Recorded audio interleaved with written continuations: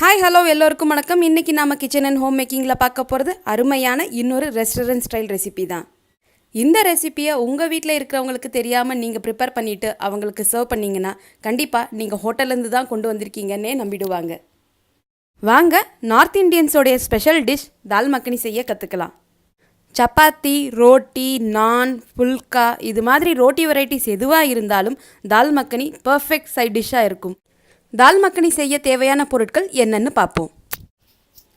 மல்லித்தூள் 2.5 டீஸ்பூன், காஷ்மீரி மிளகாய்த்தூள் 3 டீஸ்பூன், கார மிளகாய்த்தூள் எடுத்துக்கிறதா இருந்தால் 2 டீஸ்பூன் எடுத்தாலே போதுமானது, கரம் மசாலா 1/2 டீஸ்பூன், மிளகுத்தூள் 1/2 டீஸ்பூன், ஜீரகத்தூள் 3/4 டீஸ்பூன், உப்பு 2 டீஸ்பூன் எடுத்திருக்கோம். தேவையான அளவு பார்த்து சேர்த்துக்கலாம்.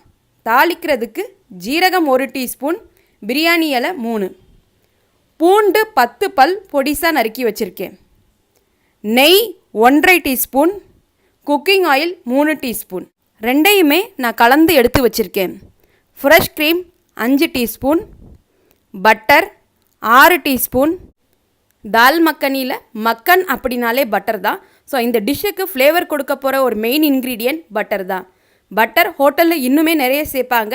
நாம் இன்றைக்கி 6 டீஸ்பூன் தான் எடுத்திருக்கோம். நீங்கள் விருப்பப்பட்ட பட்டரோடைய அளவை கூட்டி கூட எடுத்துக்கலாம். தக்காளி 3, பெரிய சைஸ் தக்காளியாக இருக்கிறனால நான் 3 தக்காளி எடுத்திருக்கேன். சின்ன சைஸ் தக்காளியாக இருந்தால் நீங்கள் 4 தக்காளி எடுத்துக்கோங்க. இந்த தக்காளியை மட்டும் மிக்ஸி ஜாரில் சேர்த்து தண்ணியே ஊற்றாமல் ஒரு ஸ்மூத் பேஸ்ட்டாக அரைச்சி எடுத்துக்கோங்க. தக்காளியை தண்ணியே சேர்க்காமல் மிக்ஸி ஜாரில் போட்டு அரைச்சி எடுத்தாச்சு. தால் மக்கனியோடைய இன்னொரு முக்கியமான இன்க்ரீடியண்ட் கருப்பு உளுந்தும் ராஜ்மாவும். கருப்பு உளுந்து 1 கப் எடுத்திருக்கேன், அதாவது 2 வீசம் அளவுக்கு. ராஜ்மா 50 கிராம் அளவுக்கு எடுத்திருக்கேன். ராஜ்மா உங்களுக்கு வேணான்னா அதை நீங்கள் அவாய்ட் பண்ணிக்கலாம். ராஜ்மாவும் கருப்பு உளுந்தும் சேர்த்து ஒரு 6 மணி நேரம் நான் ஊற வச்சுருக்கேன்.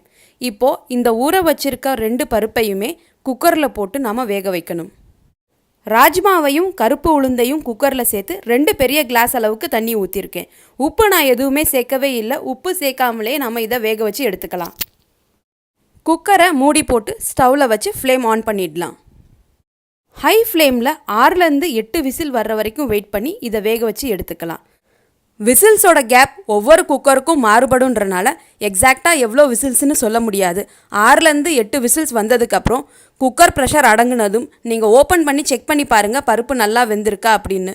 உளுந்து சரியாக வேகாத பட்சத்தில் எக்ஸ்ட்ராவாக 1 அல்லது 2 விசில்ஸ் வரைக்கும் மறுபடியும் வேக வச்சு எடுத்துக்கோங்க. உளுந்து வேகிற இந்த கேப்பில் தால் மக்கனிக்குரிய மசாலாவை நாம் ரெடி பண்ணி எடுத்துக்கலாம். மசாலா ரெடி பண்ணுறதுக்கு ஒரு பேனை ஸ்டவ்வில் வச்சு ஃப்ளேம் ஆன் பண்ணிக்கலாம். கடாய் சூடானதும் நம்ம எடுத்து வச்சுருக்க எண்ணெயும் நெய்யும் கலந்த மிக்ஸை ஊற்றிடலாம்.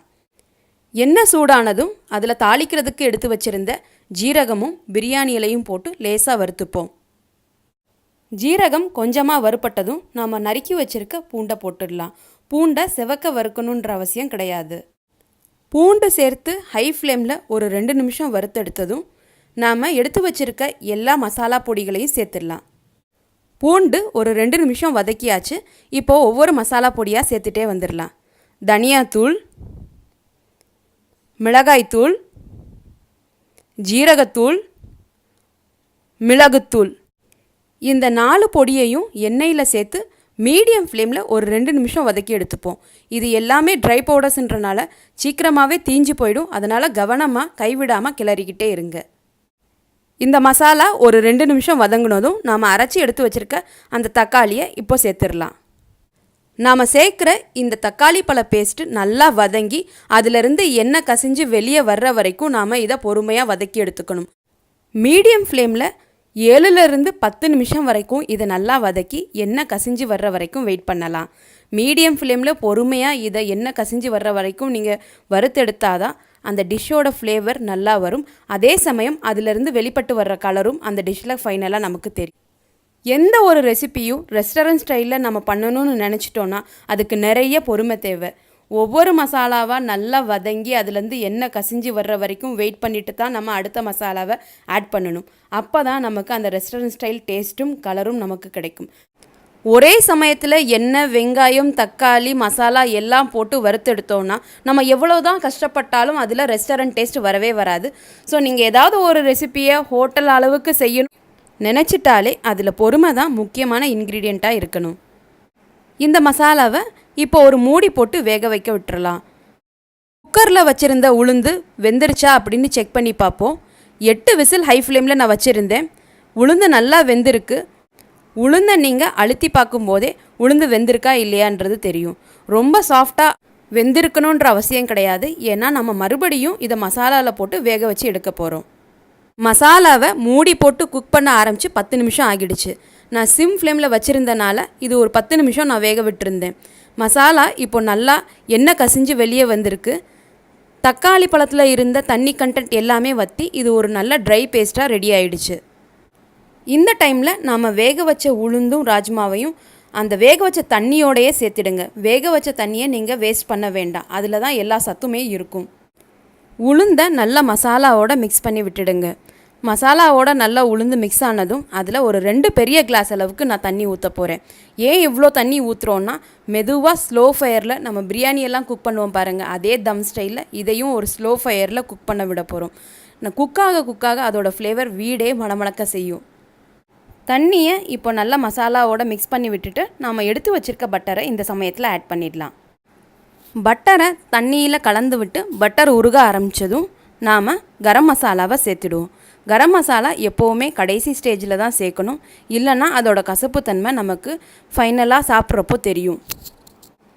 இந்த சமயத்தில் நாம் எடுத்து வச்சுருந்த 2 டீஸ்பூன் உப்புலேருந்து ஒரு 1.5 டீஸ்பூன் உப்பு மட்டும் நான் முதல்ல சேர்த்துக்க போகிறேன். 1/2 டீஸ்பூன் உப்பை அப்படியே வச்சுக்கலாம். நமக்கு உப்பு இந்த டிஷ்ஷில் பத்தாத சமயத்தில் அந்த 1/2 டீஸ்பூன் உப்பை யூஸ் பண்ணிக்கலாம். உப்பை நல்லா கலந்து விட்டுடுங்க. மசாலா இப்போது லேசாக கொதி வர ஆரம்பிக்குது. இந்த சமயத்தில் கொஞ்சமாக கொத்தமல்லியில் நான் சேர்க்க போகிறேன். அது உங்களுக்கு விருப்பப்பட்டால் நீங்கள் சேர்த்துக்கலாம், வேணான்னா அதை நீங்கள் அவாய்ட் பண்ணிடலாம். இதை எல்லாத்தையும் இப்போ மிக்ஸ் பண்ணி விட்டுட்டு மூடி போட்டு நம்ம சிம் ஃப்ளேமில் குக் பண்ண விட்டுறலாம். உங்களுக்கு சிம் ஃப்ளேமில் குக் பண்ணுற அளவுக்கு டைம் இல்லைன்னா நீங்கள் மீடியம் ஃப்ளேமில் செமி கிரேவியாக ஆகிற வரைக்கும் குக் பண்ணி எடுத்துக்கோங்க. ஆனால் சிம் ஃப்ளேமில் குக் பண்ணால் இந்த டிஷ்ஷுக்கே ஒரு அலாதி சுவை கிடைக்குன்னே சொல்லலாம். இப்போது மூடி போட்டு நான் ஃப்ளேமை சிம் பண்ணிடுறேன். இப்போது சிம் ஃப்ளேமில் வச்சு 15 நிமிஷம் ஆகிடுச்சு. நம்மளுடைய உளுந்தில் சேர்த்துருந்த தண்ணி எல்லாமே நல்லா வத்திடுச்சு பாருங்கள். கிட்டத்தட்ட ஒரு செமி கிரேவி கன்சிஸ்டன்சிக்கு இப்போது இருக்குது. இந்த சமயத்தில் இதை நல்லா ஒரு தடவை ஜென்டிலாக மிக்ஸ் பண்ணி விட்டுட்டு நாம் எடுத்து வச்சுருக்க ஃப்ரெஷ் க்ரீமை சேர்த்து ஒரு 2 நிமிஷம் கொதிக்க வைக்கலாம். உப்பும் இந்த சமயத்தில் செக் பண்ணி பார்த்துக்கோங்க. எனக்கு நான் ஆட் பண்ண 1.5 டீஸ்பூன் உப்பே சரியாக இருந்துச்சு. உப்பு உங்களுக்கு பத்தலைன்னா நீங்கள் இந்த சமயத்தில் ஆட் பண்ணிக்கலாம். நான் இதை டின்னருக்காக ப்ரிப்பேர் பண்ணேன். நான் இது ப்ரிப்பேர் பண்ணும்போது 6 மணி தான் ஆகியிருந்துச்சு. அதனால் எனக்கு நிறைய டைம் இருந்தனால எல்லாமே நான் ஸ்லோ ஃப்ளேமில் குக் பண்ணி எடுத்தப்போ இந்த டிஷ்ஷோட டேஸ்ட்டே ரொம்ப சூப்பராக இருந்துச்சுன்னு நான் சொல்லுவேன். உங்களுக்கு இந்த மாதிரி சமயம் இருந்துச்சுன்னா நீங்கள் எல்லாமே ஸ்லோ ஃபயரில் குக் பண்ணி பாருங்கள். அதோட டேஸ்ட்டு முழுமையாக உங்களுக்கு கிடைக்கும். ஃப்ரெஷ் க்ரீம் ஊற்றி 2 நிமிஷம் ஆகிடுச்சு. நல்லா கிரேவியும் தளன்னு வேக ஆரம்பிச்சிருச்சு. நாம் இப்போ ஃப்ளேமை ஆஃப் பண்ணி சர்வ் பண்ணிடலாம். தால் மக்கனியோட சேர்ந்து சாப்பிட நான் இன்றைக்கி புல்கா ரெடி பண்ணியிருந்தேன். இப்போது 2மே ரெடி ஆகிடுச்சு. இந்த ரெசிப்பியை நீங்களும் ட்ரை பண்ணி பார்த்துட்டு உங்களுடைய ஃபீட்பேக்ஸை கமெண்ட் செக்ஷனில் போஸ்ட் பண்ணுங்கள். உங்கள் வீட்டு குழந்தைங்களுக்கு இந்த ரெசிபி கண்டிப்பாக பிடிக்கும். இந்த வீடியோ உங்களுக்கு பிடிச்சிருந்தா வீடியோவை லைக் அண்ட் ஷேர் பண்ணுங்கள். மறக்காமல் சேனலை சப்ஸ்கிரைப் பண்ணுங்கள். Thank you. Bye-bye.